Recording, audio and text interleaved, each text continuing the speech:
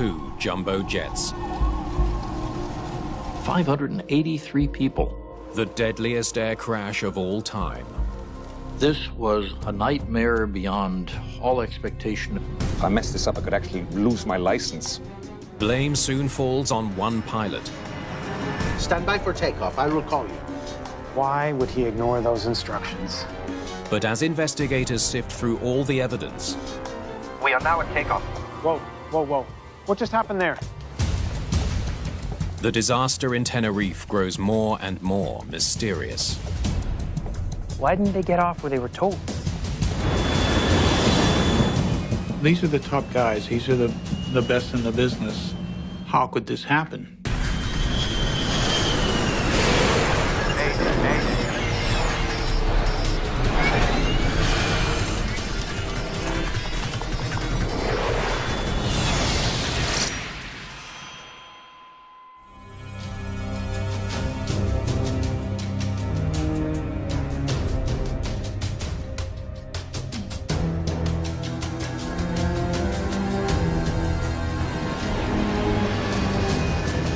Sunjet 282, proceed directly to runway, backtrack, and hold.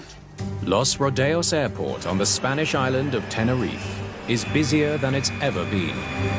DA 783, hold short of the runway and stand by for taxi clearance. The controllers are swamped. Scandinavian 1420, you are cleared for takeoff. Sterling 7392, you are next in line. Sierra Alpha, Tango Alpha 639. Right turn, heading 040, goodbye.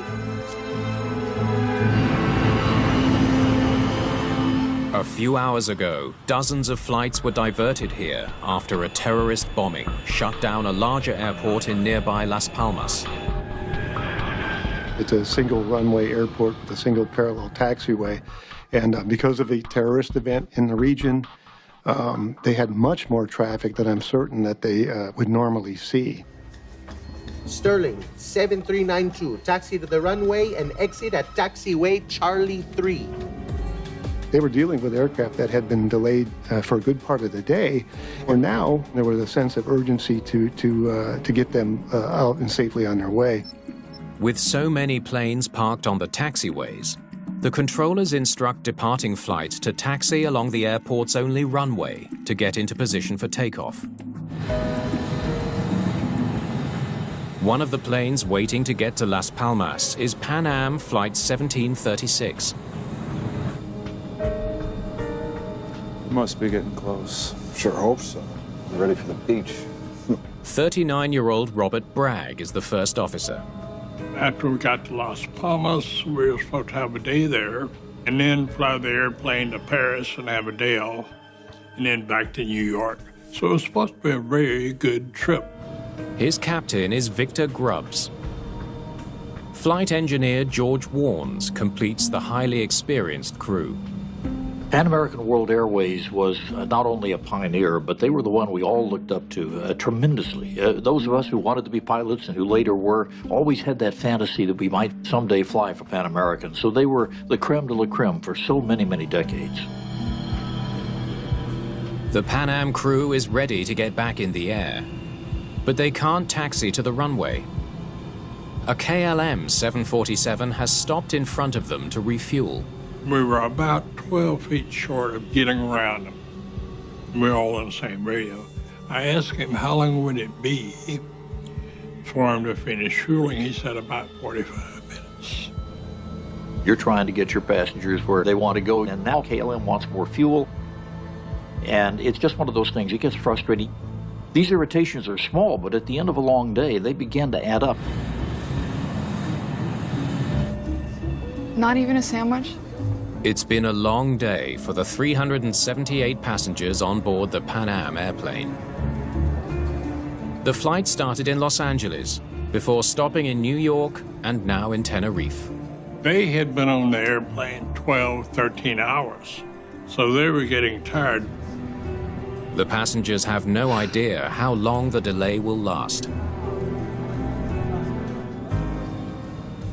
KLM was our big concern, and we found out his fueling would be finished. Tenerife KLM 4805, you finished refueling, requesting clearance for startup. The KLM aircraft is finally ready to roll. Both 747s should be back in the air soon. Clipper 1736 requesting start clearance. I said, okay, Pan Am is ready to start also. Clipper 1736, you are cleared to start.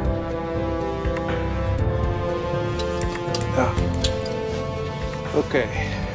Pre-start checklist, please.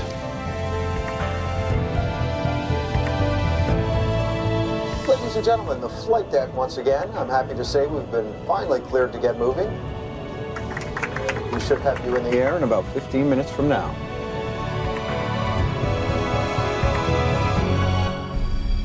The Canary Islands lie off the west coast of Africa.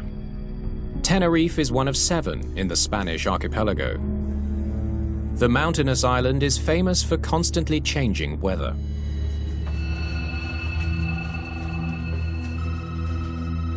Can't see anything out there. A fog bank rolled in, and visibility went down to almost zero. Clipper 1736, clear taxi into the runway following the 747 from KLM. Clipper 1736. To expedite the departures of both KLM and Pan Am, they taxied both on the runway at the same time to put them in a position where they would be ready for a departure.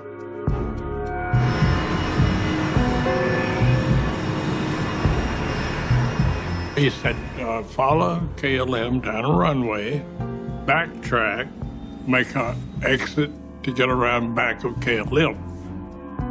So that's what we were doing.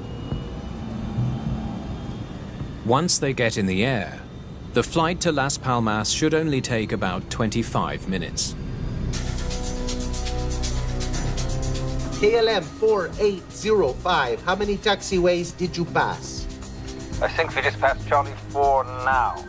Okay. The KLM 747 will be the next plane to take off. At the end of the runway, make 180 and report ready for ATC clearance. Ya después de estos dos, ya terminamos. First Officer Bragg is unfamiliar with the airport. He checks a runway diagram to help find their turning. Okay, that's this one right here. Goes ahead. It's going to put us on the taxiway. As they taxi, they listen to the tower controller tell the KLM crew ahead of them what to do after departure. You are clear to the Papa Beacon. Climb to and maintain flight level 90. Right turn after takeoff. Roger, clear to the Papa Beacon. Flight level 90, right turn up. We are now at takeoff. Okay. Stand by for takeoff. I will call you. And we're still taxiing down On the runway, Clipper 1736. Papa Alpha 1736, report runway clear. Okay, we'll report when we're clear. Thank you. The Pan Am crew will be turning off the runway in just a few more yards. But now something's wrong. First Officer Bragg can see a plane through the fog. I think he's moving. Now I looked up and there he was coming down the runway. It was very obvious that he was moving because his landing lights were shaking. Look at him. That idiot's coming. Saw KLM too. Get off. Get off! Captain Grubbs tries to steer clear of the oncoming KLM. But it's bearing down on them at nearly 200 miles an hour.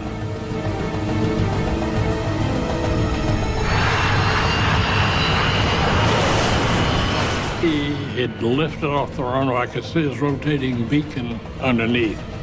Get off, get off, get off! Get off, get off, get off! And then I ducked and said a real quick prayer. God, I hope he misses us.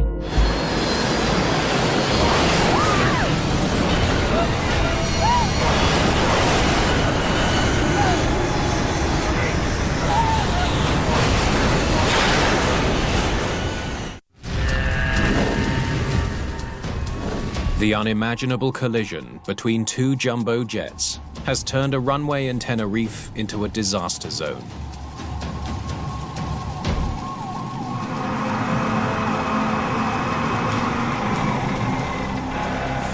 I opened my eyes. First thing I noticed, all the windows were gone. And it looked like somebody had taken a big knife and just cut the whole top of the airplane off. Get up! Get out! That's when I decided it was time to leave. It's a 45-foot drop onto solid concrete.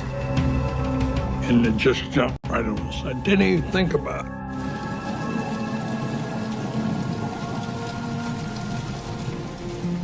When I hit, I rolled on the ground and looked around and discovered I wasn't hurt.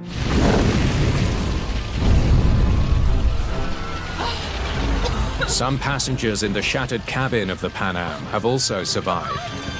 Yeah. They're desperate to get off the plane. The airplane was totally burning. There were flames probably 200 feet high. An opening in the fuselage offers the possibility of escape, but there are no emergency slides. The long drop to the runway could be fatal. With the plane engulfed in flames, it's the only way out. We're gonna have to jump! I thought the airplane was gonna blow up. And I yelled out and started jumping, and they did.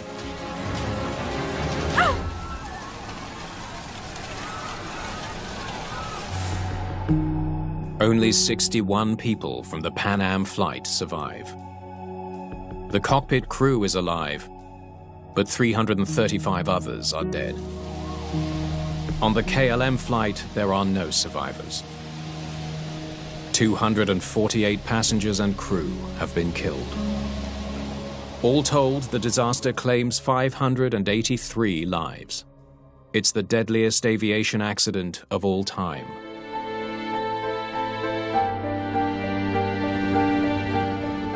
$583 people, with only a few getting out on Pan Am. This was something that we really had not contemplated when we started building bigger airplanes. Nobody ever thought, what if we lost two of them in a collision on the ground? This was a nightmare beyond all expectation. The next morning, investigators from Spain, the Netherlands, and the United States are on the scene. We didn't have a whole lot of experience with 747s crashing at that point. So from an accident investigation standpoint, it was going to be as big a deal as you can get. Pan Am clearing the runway, KLM on its takeoff roll. Someone messed up.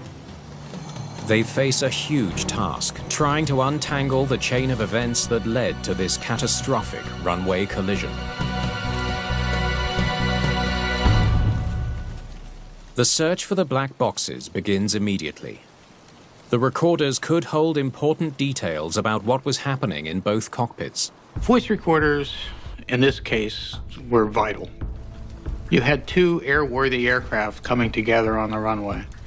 So the events leading up to that, were key. It was busy.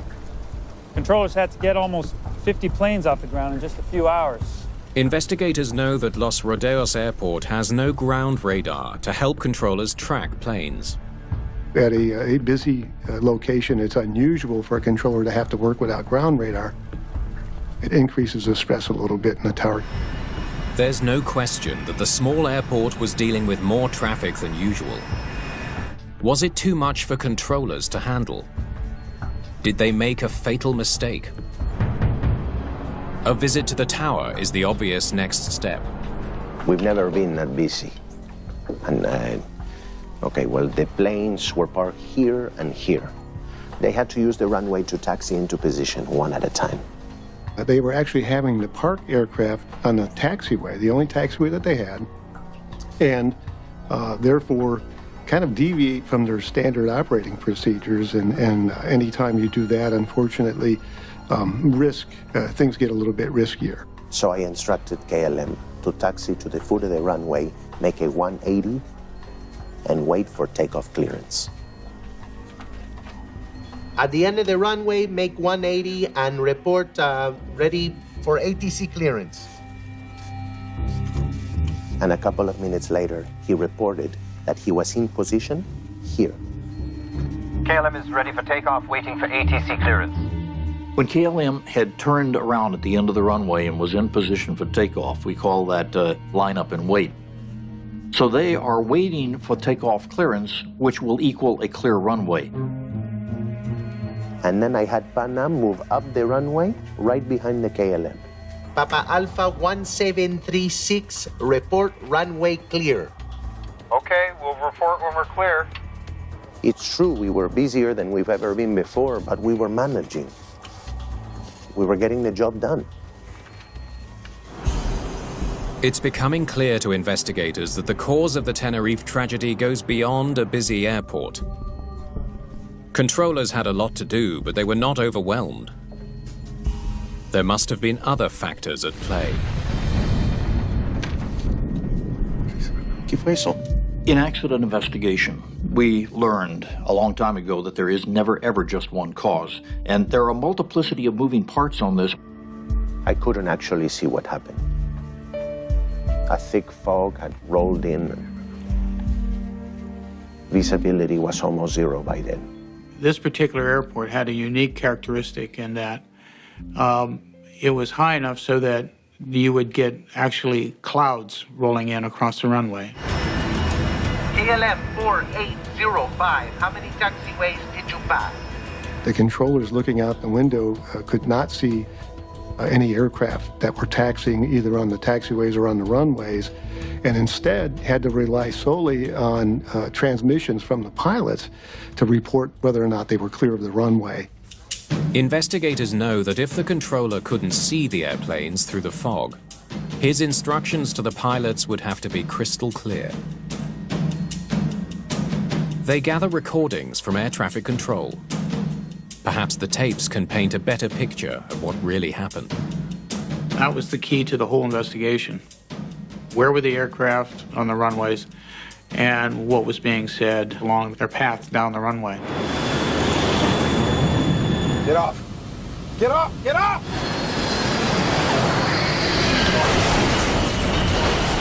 History's deadliest air crash is leading newscasts around the world. The pressure for answers is not about to let up. We knew we had a tremendous task on our hands to solve this accident.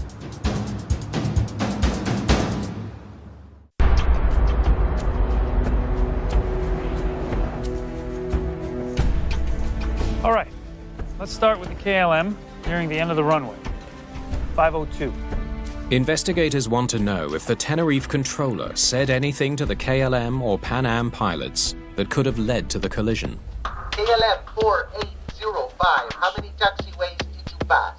They listen to the recordings from inside the tower. I think we just passed Charlie 4 now. Okay, just past Charlie 4, right here. KLM captain Jacob van Zanten and his first officer Klaus Muurs taxi up the runway in thick fog. By the time that the main island airport at Las Palmas reopened and everybody was getting ready to go, it was down to about 700 to 900 yards of visibility, and that's just right at minimums. At the end of the runway, make 180 and report ready for ATC clearance. Okay, KLM was told to proceed to the end of the runway, turn around, and wait. What was the Pan Am flight told to do? Clipper 1736, leave the runway 31 out to your left. Whoa, what did they just ask him to do? I'm sorry, say again, please. Leave the runway, the third one to your left. Okay, taxi down the runway and leave the runway at the first intersection on the left. Is that correct? Negative. The third one. The third one. Whenever we look at the question of whether or not the air traffic controllers in the tower, the two gentlemen in the tower, were giving clear instructions, you got to remember we have kind of a linguistic problem here, because these were two Spaniards who speak Spanish as their native language attempting to speak in aviation English to an American crew and to a KLM Dutch crew. He's on an active runway, and he doesn't know if he's being told to get off here, here, or maybe here. There seemed to be some confusion with as to what exit they were supposed to take. And I have a feeling part of that had to do with the accents involved. Maybe I'll ask him again. Would you confirm that you want Clipper 1736 to turn left at the 3rd intersection? It takes an extra effort, but the controller eventually makes himself understood. The 3rd one, sir. 1, 2, 3. The 3rd one, 3rd. The controller's accent may have been another complicating factor for pilots in an unfamiliar airport on a very busy day. But for investigators, it's not enough to explain the crash. They need to keep digging. 1, 2, 3. This is where they were told to get off, and they clearly understood. But they moved past C3. Why didn't they get off where they were told? The Pan Am plane taxied past the 3rd exit. Why did it stay on the runway? For more insight, investigators examine the geometry of the turn the Pan Am pilots were asked to make. That leads to a surprising discovery. So we have a 148-degree turn here, followed by another one here. Leaving the runway at the 3rd intersection would have required 2 very sharp turns, both tighter than 90 degrees. That's practically impossible. 747 is a beast. This is a big, big airplane. You just can't turn it on a dime. So a crew is going to always be reluctant, an experienced crew especially like Pan Am's, to take a turn if it doesn't look logical to them. And this one did not look logical to them. All right, so the collision happened here. So he obviously passed C3 and was headed for C4. Instead of leaving the runway at an exit that required 2 very difficult turns, the Pan Am crew headed for the 4th exit. It was further along the runway but provided a much easier turn. If you see C4, it's the only taxiway going off the runway at a 45-degree angle. The other C3 would have not done what we need to do. So I could see how that would definitely have induced the Pan Am crew to think that Charlie 4 was the exit that they were supposed to turn at. In the fog, the KLM crew would not have been able to see that Pan Am 1736 was taxiing past the C3 exit as they waited for takeoff instructions from the controller. KLM is ready for takeoff, awaiting ATC clearance. The first clearance they were asking for was a air traffic control route clearance, which tells pilots how to get from the airport that they were at, Tenerife, to their destination airport. The air traffic control recording suggests the KLM crew knew the correct procedures and was following them. You are clear to the Papa Beacon. Climb 2 and maintain flight level 90. Right turn after takeoff. Sounds fine. Roger, cleared to Papa Beacon. Flight level 90, right turn out. We are now at takeoff. Okay? Stand by for takeoff. I will call you. It's kind of a verification between the controller and the pilot that they are doing what they should be doing. He's telling the tower he's in takeoff position, but he's been told to wait for takeoff clearance. So why does he start his takeoff roll? Investigators are mystified. Nothing on the tower recording can explain why the KLM crew started down the runway before they were cleared to do so. The question then was, you know, once you get over the horrific nature of it, say, how could this happen?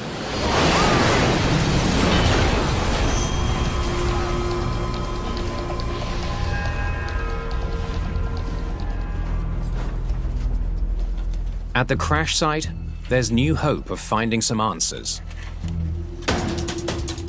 Investigators have recovered the black boxes. The voice recorders were key to the investigation. That gave us an insight into what was going on in the respective cockpits. They can only hope the new evidence will be enough to finally solve the mystery of the worst air disaster the world has ever seen. We've located the CVR. The investigation into the Tenerife disaster shifts to the Washington headquarters of the National Transportation Safety Board.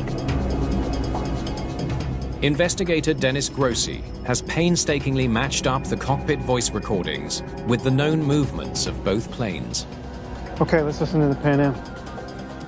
Now, in this case, fractions of a second mattered, so it was important that we had those recorders synced up so you could hear it and you could have precise measurements of when things were said. Yeah. That's that 45 there. That's this one right here. The next one is almost a 45. Goes ahead. It's going to put us on the taxiway. The Pan Am cockpit tape confirms that the crew was having a hard time figuring out where to leave the runway. They're passing C3, and no one sees them.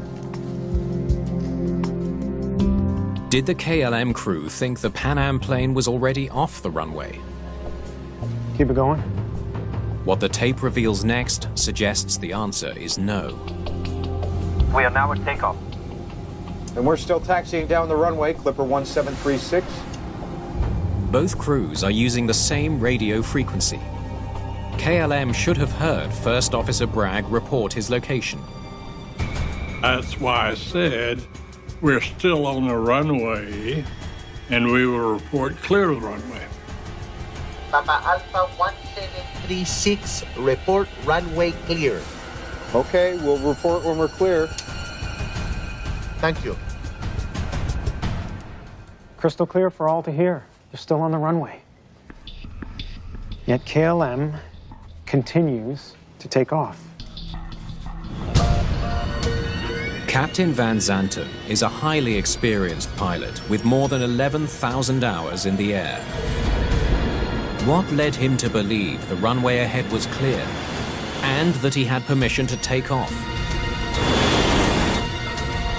It just seems so alien for the crew to make that mistake. I mean, these are the top guys. These are the best in the business. He lands just after 13:30. Investigators turn to the KLM voice recording for answers. Perhaps something said in that cockpit can explain the incomprehensible decision to start down the runway. We landed here at 1:38. Yes, I know that, but we have to start from 7 o'clock. That's when we checked in. You're trying to recreate the cockpit environment, why certain decisions were made, why things were said. The time limit is 10 hours of flying with an amplitude of 13 hours. That's his fun stopover. The recording reveals that the captain is worried about work hours. If the crew exceeds their duty time, they'll be forced to cancel the flight. And that means probably $30,000, $40,000 of hotel rooms for the outbound passengers who they're not going to be able to carry back that night. It is a bit of a logistical nightmare, especially in an outstation in a foreign place. Dutch regulators have also recently tightened the rules governing flight crew duty time. A Dutch pilot can now have his license revoked if he exceeds the legal number of hours. The crew left Amsterdam at 9 in the morning. They still have to get their passengers to Las Palmas, pick up another load of passengers, and get back to Amsterdam before the clock runs out. If I mess this up, I could actually lose my license. We certainly wouldn't want that. Well, if we're waiting, we might as well refuel. Tenerife, KLM 4805, now requesting refueling at the apron. Van Zanten's concern over duty time explains why he decided to refuel while in Tenerife. He was going to do everything in his power to make sure that he could, complete the flight within his legal duty time limits. But then, a short time later, the airport in Las Palmas reopens. To all aircraft, Las Palmas has reopened. You may ask for startup and clearances at your discretion. And Van Zanten's plan backfires. Refueling takes much longer than expected, And now he can't move until it's done. When Las Palmas reopened, here he is, sucking on a fuel hose instead of starting the engines and moving. This is Clipper 1736 requesting startup clearance. Van Zanten's decision has a huge impact on the Pan Am flight as well. The KLM beside you has requested a refuel, and it doesn't look like you're going to get by him. The Pan American 747, they didn't have enough wingtip clearance. You gotta be kidding me. Roger, Tenerife, Clipper 1736. The other captains were unhappy with him because he was the cork in the bottle. The refueling delay means the KLM crew now has only 2 hours until they're grounded. Half hour to taxi, half hour to get there. An hour to swap passengers and get back in the air? It's tight. And guess what? The weather's getting worse. KLM 4805, you are clear to taxi to the runway. The question facing investigators now is, did the rush to get off the ground in worsening weather cause the KLM crew to jump the gun? So he taxis to the end of the runway and does his 180. We know this from the tower tapes. Can we hear it from that point, please? Body gear disarmed, landing lights on, checklist complete. Investigators hear more evidence that the captain of KLM Flight 4805 may have been in a rush. Is he throttling up? Wait a minute. We do not have ATC clearance. No, I know that. Go ahead and ask. It was obvious that time was an important factor in the KLM captain's decision-making. He wasn't going to waste any time once he got to the end of the runway. KLM is ready for takeoff, waiting for ATC clearance. So he requests ATC clearance. We're about a minute from the collision. When the first officer asked for the clearance, he was asking for the air traffic control clearance, completely separate from the clearance to actually roll this 500, 600,000 pound monster down the runway. You are clear to the Papa Beacon, climb 2 and maintain flight level 90. Right turn after takeoff. What investigators hear next answers many of the questions plaguing this investigation. Yes, Roger, clear to the Papa Beacon. Let's go, check thrust. Flight level 90, right turn out. We are now at takeoff. Okay. Whoa, whoa, whoa. What just happened there? Play that again, please. The controller is providing instructions for what to do after takeoff.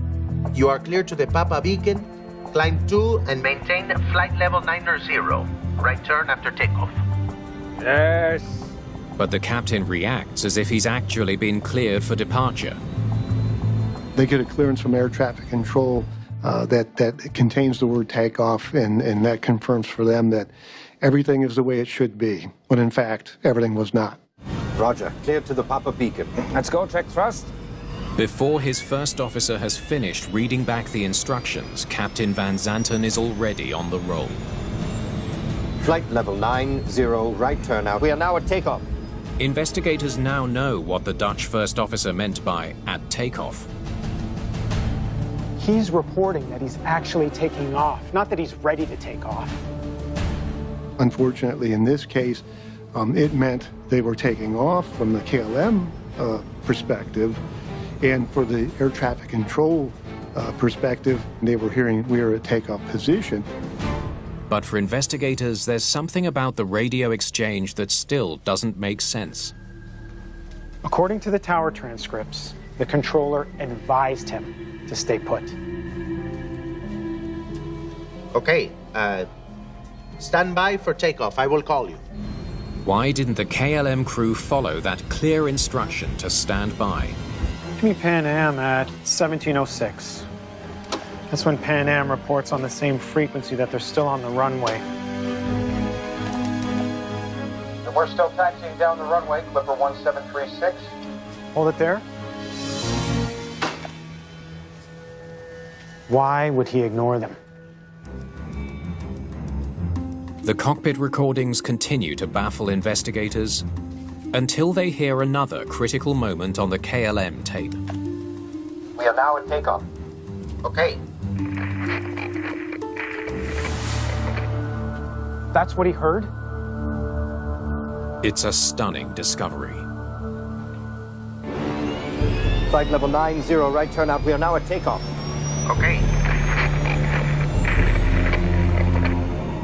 The two warnings to stay put were never heard in the KLM cockpit. The tower and the Pan Am flight both made their critical calls at the exact same moment.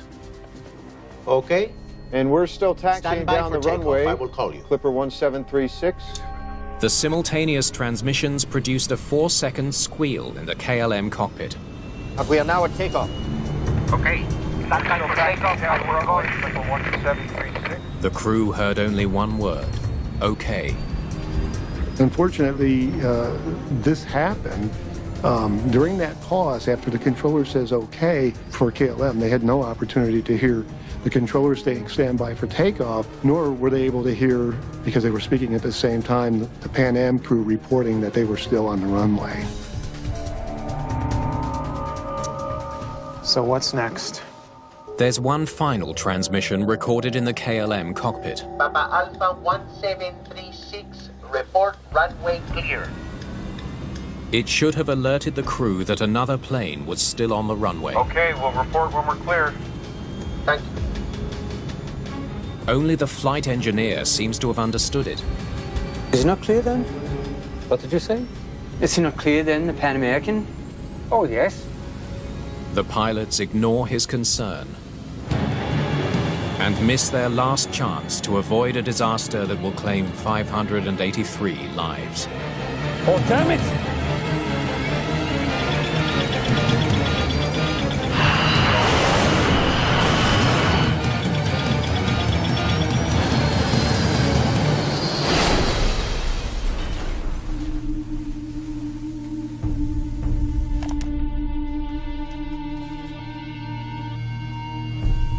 Van Zanten should not have moved without explicit clearance. You learn that in probably the first or second lesson in aviation. Do not take off unless you get a clearance. Investigators dig into the career of Captain Van Zanten. They're looking for anything that might explain why an experienced pilot would violate such a fundamental rule. This guy was a superstar. They learned that Van Zanten was one of KLM's top pilots. He was the face of the airline, the director of flight safety, and head of the flight training department. How could a human being with so much intelligence, so much capability and experience and position, and the director of safety, how could he fail like this?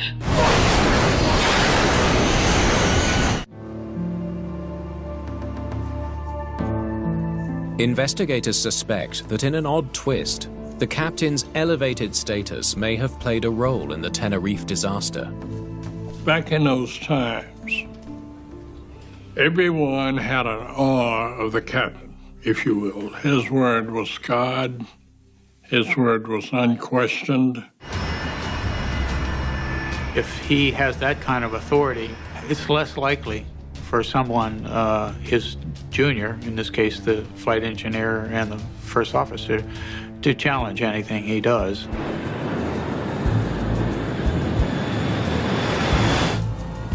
Okay, we'll report when we're clear. Thank you. Is he not clear then? What did you say? Is he not clear then, the Pan American? Oh, yes. The conversation in the KLM cockpit leading up to the accident seems to support that notion. But Van Zanten's esteemed status doesn't explain the most troubling question of all. Why did he believe it was safe to take off in the first place? Logically, you should make extra clear that, hey, we're taking off. Is the runway clear? Investigators search desperately for an answer and come across a stunning detail in the captain's flight log. It could be the final piece of the puzzle. This was his first flight in 3 months. Records show that Van Zanten's cockpit hours had dropped dramatically in recent years. He was spending most of his time in a simulator, training other pilots. The simulation is interesting because when you spend a lot of time as an instructor in a simulator, it's an artificial environment that we try to make as real as possible. Okay. Checklist complete. Let's go. Thrust. Flight simulators do a remarkably good job at recreating the experience of a real flight. But there is one very important element missing. There is no air traffic controller in a simulator. His focus was on training, and there was this difference in the way you treat air traffic control communications in the training environment versus the real world. Okay, let's go. Thrust. V1. Here we go. Take off, thrust. Rotate. Okay, let's go. Take off, thrust. Thrust. Go. All the time he spent in the simulator works against him. Climb 2 and maintain flight level 900. Right turn after takeoff. Roger, clear to the Papa Beacon. Let's go. Check thrust. Jacob Van Zanten's attempt to take off without a clearance resulted from his time in the simulator, and that he kind of reset himself. He was his own clearance authority in the simulator. And then 2 separate radio calls that should have told him the Pan Am was off the runway cancel each other out. Okay. We're still taking down, we're going, but we're 1736. The world's deadliest airline accident is now all but inevitable. I think he's moving. Look at him. That idiot's coming. Basically, we had a captain who wanted to get off the ground as rapidly as possible. Oh, damn it!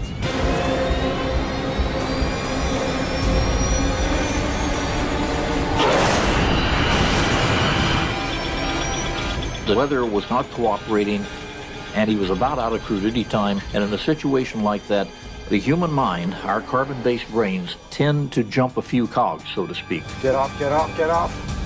Get off, get off, get off!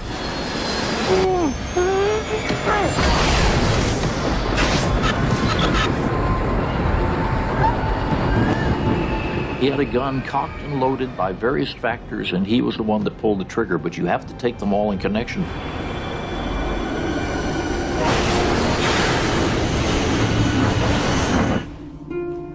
The investigation into the collision at Tenerife results in dozens of recommendations.